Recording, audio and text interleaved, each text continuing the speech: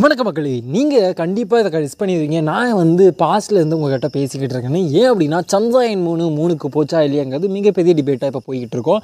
கண்டிப்பாக போயிருக்கும் நம்பிக்கையோடு நான் இந்த இடத்துல பேசிக்கிட்டு இருக்கேன்.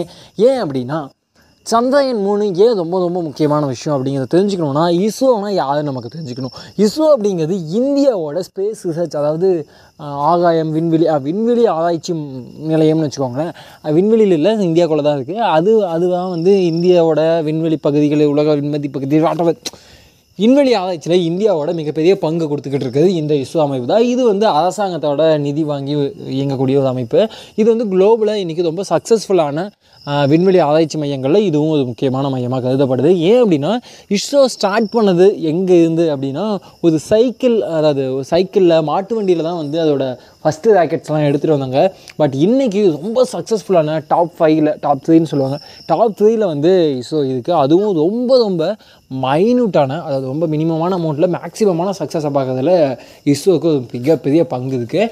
இதில் ரொம்ப முக்கியமாக சொல்லணும்னா மங்கள்யான், சந்திராயன் 1, சந்திராயன் 2ஓட பார்ஷியலான சக்ஸஸ், பார்ஷியலான ஃபெயிலியர்னு சொல்லி பல சக்ஸஸை பார்த்ததுக்கு பல ஃபெயிலியர்ஸையும் சந்திராயன் இஸ்ரோ பார்த்துருக்கு. அதன் அடிப்படையில் சந்திராயன் 1 அப்படிங்கிறது இந்தியாவால் முதல்ல அனுப்பப்பட்ட, அதாவது நிலாவுக்கு அனுப்பப்பட்ட ஒரு விண்கலன்.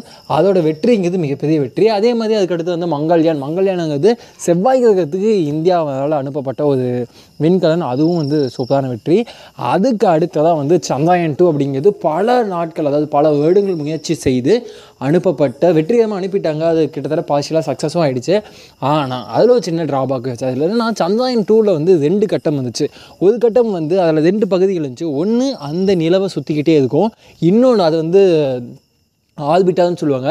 அந்த ஆல்பிட்டா நிலவை சுற்றிக்கிட்டே இருக்கும். அது சக்ஸஸ்ஃபுல்லாக செஞ்சு முடிச்சாச்சு.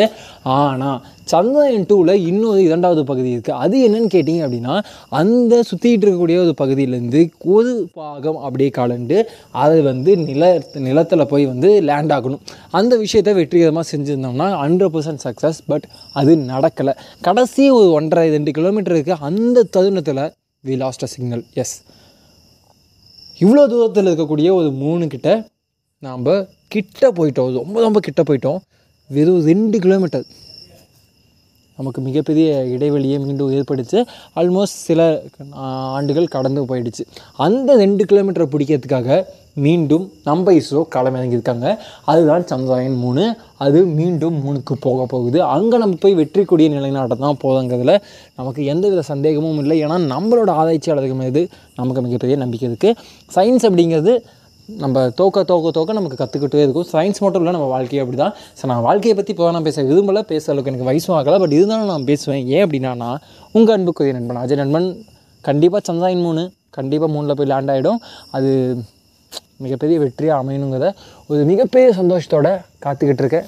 நான் உங்கள் அன்புக்குரிய நண்பன் அஜய் நண்பன். வெயிட் பண்ணுங்கள், நாளைக்கு நான் மிகப்பெரிய சந்தோஷமான செய்தியோடு உங்களை நோக்கி வந்துக்கிட்டு இருக்கேன். டாட்டா, பாய்.